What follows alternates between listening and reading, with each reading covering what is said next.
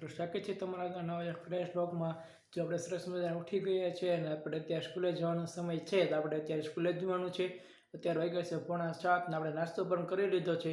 જે નાસ્તામાંથી ચા ભાખરી અને બોળો હતો અને વઘારેલી રોટલી હતી। અને જો અત્યારે આપણે સ્કૂલે જવાનું છે અને સ્કૂલ બસનો ટાઈમ પણ થઈ ગયો છે અને અત્યારે આપણે જઈશું સ્કૂલે આવીને પછી જો મિત્ર આપણે સ્કૂલેથી આવી ગયા છીએ અને અત્યારે વાગ્યા છે 2। આપણે સવારથી જણાવ્યા એ પ્રમાણે આપણે સ્કૂલે જતા રહ્યા હતા અને સ્કૂલે આજે બહુ એન્જોય કર્યો હતો અને મિત્રો સાથે વાતો પણ બહુ કરી હતી અને ટ્યુશનમાં પણ બહુ મજા આવી ગઈ હતી। અમને સરે ઘણી સલાહો આપી હતી અને 2 વાગે હું ઘરે આવી ગયો છું અને જમવામાં તો બટાકાનું શાક ને રોટલી આપણે જમી પણ લીધું છે અને પપ્પા લોકો વાડીએ પણ જતા રહ્યા છે। લાઈનમાં કંઈ ફોલ્ટ આવ્યો છે એટલે અને આજે હોમવર્ક પણ ઘણું ઓછું આપ્યું છે એટલે આજે હોમવર્ક કરીને પછી આ મારી મનપસંદ ચેનલમાં સોની વાવ પર જ તારક મહેતા આવે છે, બધા લોકોને ગમતું જ હશે, એ હમણાં ચાલુ। અત્યારે વાગ્યા છે 3 આપણે સરસ મજાના ઉઠી ગયા છે। કાકાને પપ્પા બંને વાડીએ છે અને કાકા અત્યારે ઘરે આવ્યા છે। એમાં બાજુમાં બહાર બીમાર પડી ગયા છે અને એને અત્યારે જુનાગઢ લઈ ગયા છે એટલે કાકાને જુનાગઢ જવાનું થયું છે અને અત્યારે કાકા ઘરે આવ્યા છે એટલે આગળ જુનાગઢ જવાના છે। અહીંયાથી રાણપુર જશે અને રાણપુરથી બસમાં જુનાગઢ જવાના છે અને હું જવાનો છું અત્યારે વાડીએ ભેંસ દોવા અને સવારમાં પણ હું ભેંસ દોવા જવાનું છું।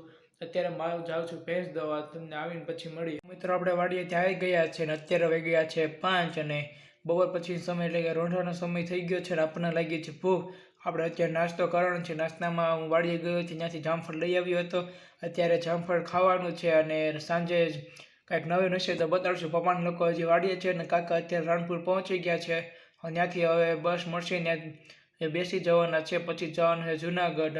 કાકા 4 વ્હીલર ગયા હતા, અત્યારે જવાનું છે સુરત એટલે અત્યારે વહી આવવાના છે ત્યાં મૂકીને। અત્યારે ત્યાંથી હાલતા થઈ ગયા છે અને મારા કાકા પણ બસમાં અત્યારે બેસી ગયા છે અને હું આવ્યો છું ઘરે, જામફળ લેતા આવ્યો છું। મારા પપ્પાની હજી વાડીએ છે તો સાંજે આપણે મળીએ। જો મિત્રો રસોઈનો સમય થઈ ગયો છે ને રસોઈ મેં બનાવી છે ભરેલ કારેલાનું શાક ને રોટલી। આપણે ભરેલ કારેલાનું શાક ભાવતું નથી એટલે આપણે બપોરે બટાકાનું શાક હતું તે ખાઈ લઈશું। તમને જણાવ્યા એ પ્રમાણે કાકા જુનાગઢ અત્યારે પહોંચી ગયા છે અને બાને રહી ગયા હતા અને બાજુમાં બાપુજી અને દાદા બે છે તો બેને અહીંયા જમવાનું છે, જમીને તમને મળીએ। પપ્પા પણ વાડીએથી આવી ગયા છે અત્યારે વાગ્યા। જો મિત્રો આપણે જમીને ફ્રી થઈ ગયા છે। તમને જણાવ્યા એ પ્રમાણે આજે કારેલાનું શાક ને રોટલી હતી, મારા માટે બપોરનું શાક ને રોટલી હતી।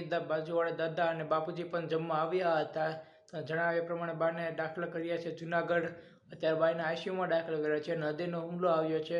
કાલે સાંજે જ એને હુમલો આવી ગયો હતો અને સવારે એમને જેતપુર લઈ ગયા હતા, ત્યાં રિપોર્ટ આવ્યો અને કીધું કે જુનાગઢ લઈ જાઓ। જુનાગઢ લઈ ગયા છે અને અત્યારે દાખલ પણ કરી દીધા છે। મારા કાકા પણ 5:30 પૂગી ગયા હતા અને ત્યાં અત્યારે છે, અત્યારે બધા જમીને ફ્રી થઈ ગયા છે।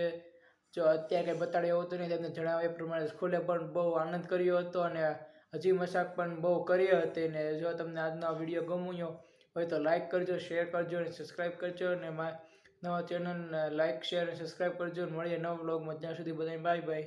અને જો કાલ સવારે આપણે મળીશું અને કાલ સવારે મારે પણ ભેંસ દોવા જવાની છે કાકી જોડે। સવારમાં 6 વાગે જવાનું છે, 6:45 થઈ જાય પાછું ઘરે આવવાનું છે અને સ્કૂલે પણ જવાનું છે, સવારે વહેલા ઉઠવાનું છે આજે। કાકા તો જુનાગઢ ગયા છે એટલે એ તો કાંઈ હશે નહીં એટલે મારે દોવા જવાનું છે, તો સવારે મળીએ, ત્યાં સુધી બાય બાય।